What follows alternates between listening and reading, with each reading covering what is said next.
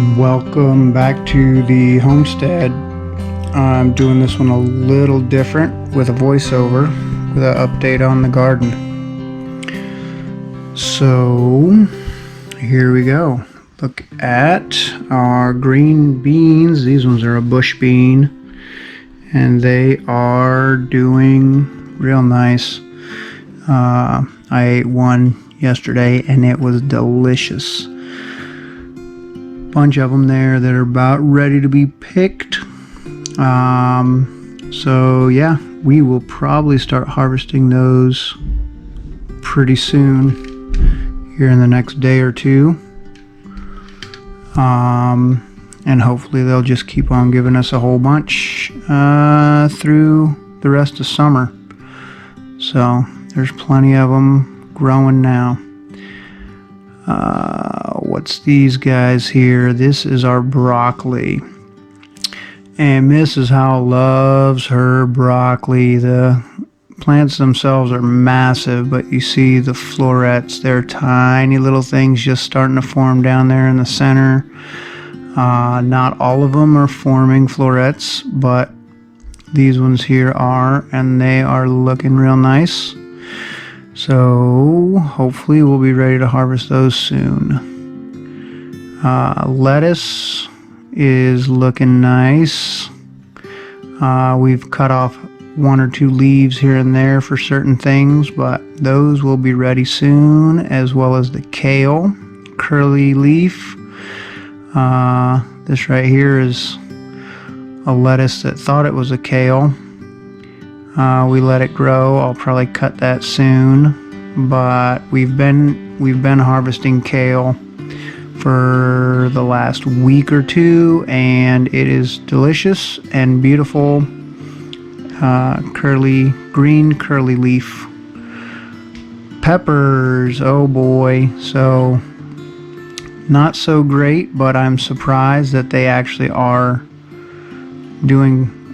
fruiting. Looks like you see some of them we lost, a few empty spots back there, but these ones that are holding on are starting to look like they want to make some peppers for us. So I'm excited about that. Hopefully we will get some good peppers off these ones that made it.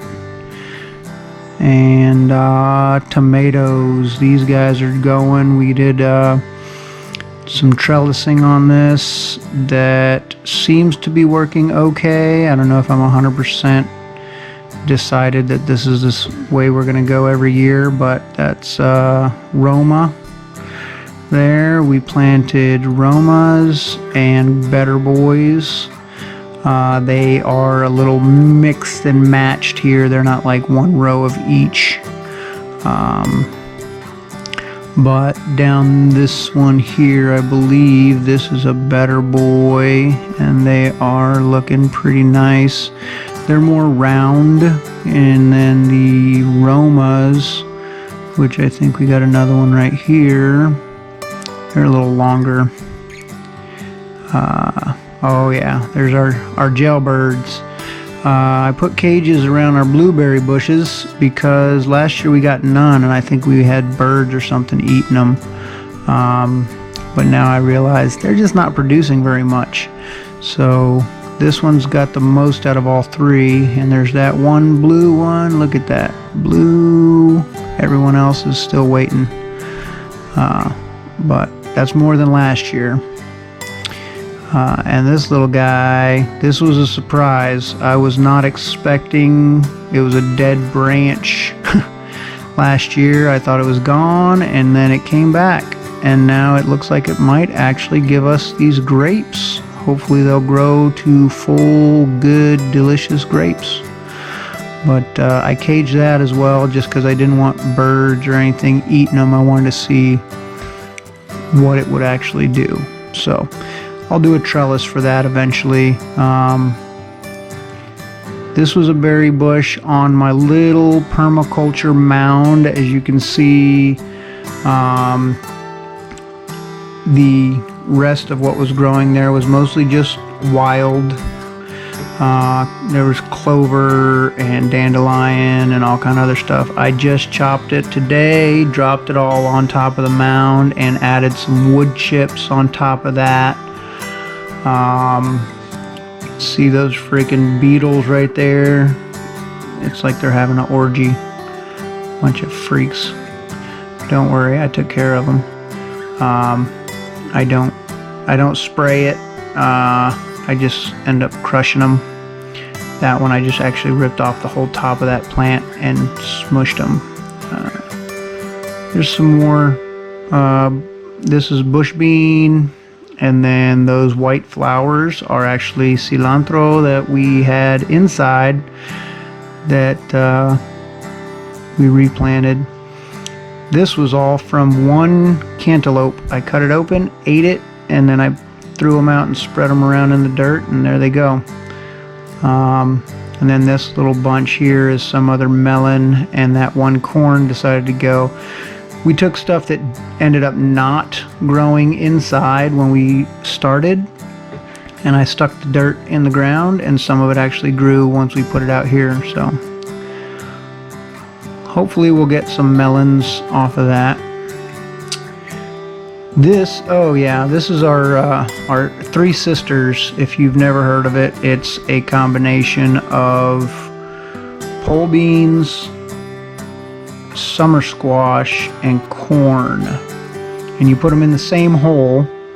The idea is the corn grows tall, the summer squash stays low on the ground, and the pole bean uses the corn as a trellis, and then they all kind of grow together.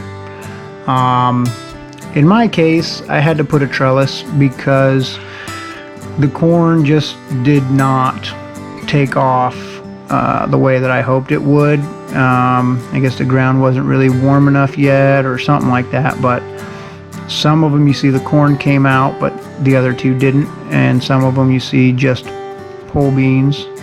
That poor guy. I ran that one over with the lawnmower on accident a couple weeks ago. But these three I started indoors, and now they're doing pretty good. See that little boom, got them. And that is how you take care of those guys. But from this side you can actually see a little bit better. You got the squash right there, there's a corn in it growing out there, and then those pole beans climbing up the trellis. But yeah, most of them are doing pretty good. The corn is real slow. I don't know if it's ever gonna actually make it to give us anything to eat, but we'll see. This one, Jackie and Eric, our neighbors, gave us some, those were yellow cherry tomatoes, and another one, I don't remember what type it was. They bought some starts and had a couple extra, so they gave them to us, and we planted them.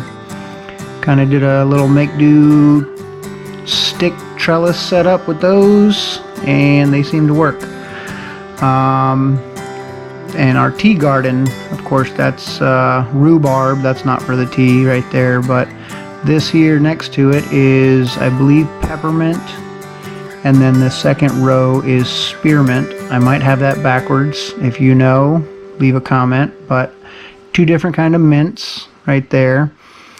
And then the chamomile just took off like crazy. We've harvested some and it still looks crazy full.